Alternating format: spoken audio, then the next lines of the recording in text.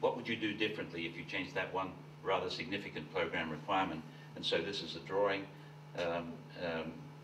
This is a reimagination of what Echo Hill would look like, housing the same number of people a little differently. We won't go into it. It's just a nice image. I like it, and it's a way in which we were thinking about changing the status quo. Ray. Question number 2 was, what do we think, or what do I think, or are the most promising trends? Actually, you were bold. You said, what's the most promising trend? I think that's wonderful. What's the most promising trend in residential design? So anyway, maybe I should have said what are the most promising. But that's the question that was posed, and so I thought, well, how about a promising trend or two? Because I didn't want to have to choose necessarily. So next. This is what we've done in co-housing, but this is a micro trend, I guess, but I'm only one guy, and this is what I'm thinking about. And the idea was, we build houses. We put, let's say we build a house for $200,000. There's probably $12,000, $15,000, whatever, a mechanical system in that house, furnaces and stuff in the basement that are throbbing away down there, and they're directing air, typically, or water, around the house, trying to make the whole house the same temperature all the time. The question was, and for that we have rather meager wall thicknesses. They're not terribly well done. How much could we shift the investment from taking the money out of the furnace, turning it from a system of ducts and everything to just a point source space heater? So we changed the red here to a lot less red there. We changed the budget from I don't know, 12,000 down to 2,000. So we've got $8,000 or $10,000 that we can spend on making the walls thicker, making the insulation better, making the envelope tighter, making the windows better, and we can take the load down maybe 40%, 30%, 40%. That's a trend that we've managed to start at Rocky Hill, and then other houses we've done now, we've been much more successful based on the monitored experience of those third of the people at Rocky Hill that committed to that strategy. Right. Another trend, I think, in residential is just simply spending more on making the enclosure better. Energy is not going to get less expensive. It's also not going to get more plentiful.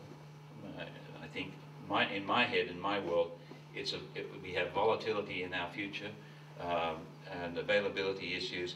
So designing our buildings for the post-petroleum economy is really what it should be about.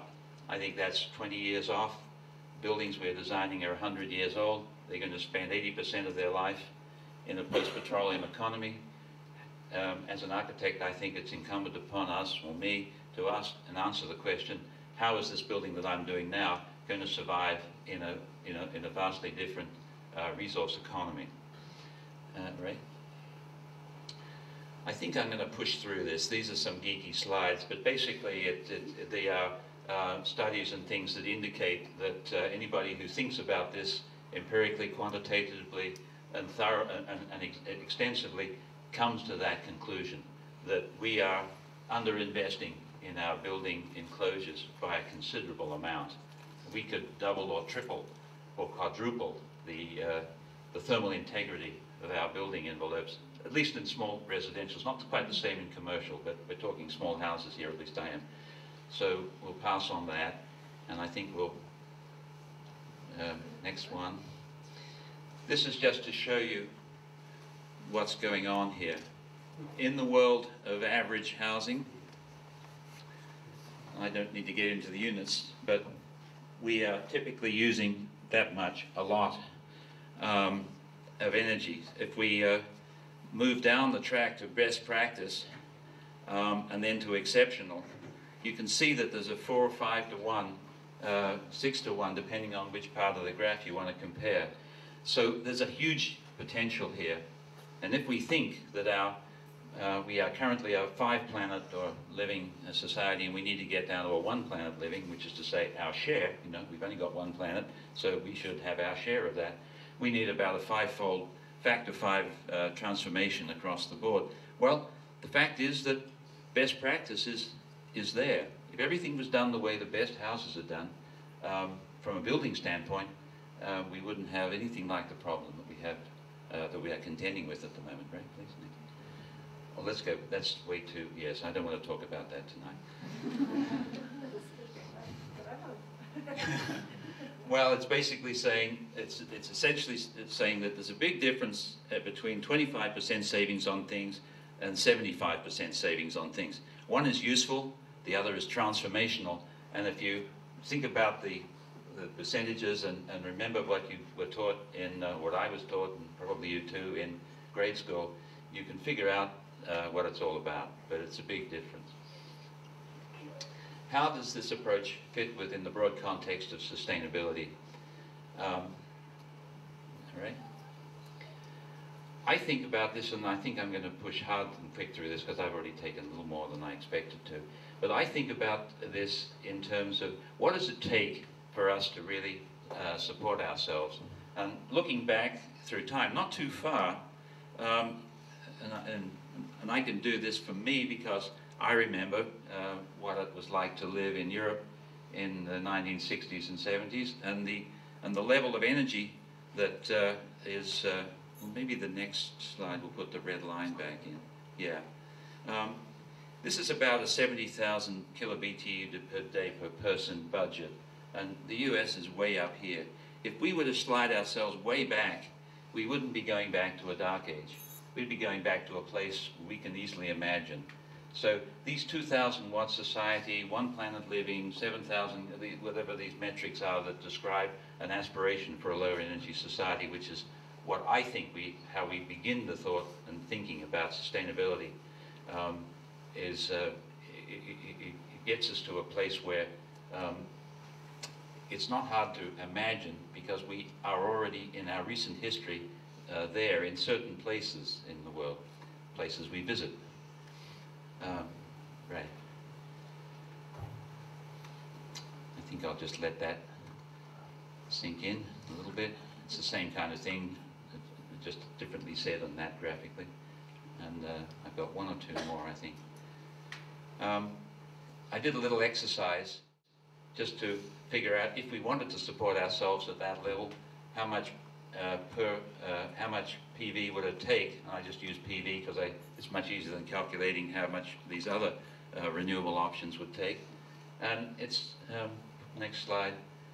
I think I figured that it would take about 1,500 square feet of PV for each person, or let's say 4,000 or 5,000 square feet of a PV array per household to run society at that level. I mean, that runs the trains, run the mills, run the military, because of course, hopefully at that stage would be like Andorra and there won't be much. And so that's a big area, but is that too horrible or impossible to imagine? That was the question. A lot of people have done these kind of exercises, and I thought I wanted to do it for myself, just so that I would have a real feel for it. It's really a good idea for those that are in the business of this to think this through in your own terms, and then you'll be able to be critical of the broad array of data and information and stuff and thinking that's out there. And I think that the next slide is the slide of the Mumar house, which is one of the houses that are out there, but this is a house that attempts to be a zero energy house, and the conversation about zero energy houses is an interesting one too, but we are engaged in thinking about what the relevance of zero energy houses is. How does it fit into the future of society and so forth? Is it just a preoccupation by some highly motivated, quirky people, or is it really a part of our future? I tend to think it's a part of our future. It might not be all of our future, but I do think it's a part of our future, and I won't go further than that. Thank you very much.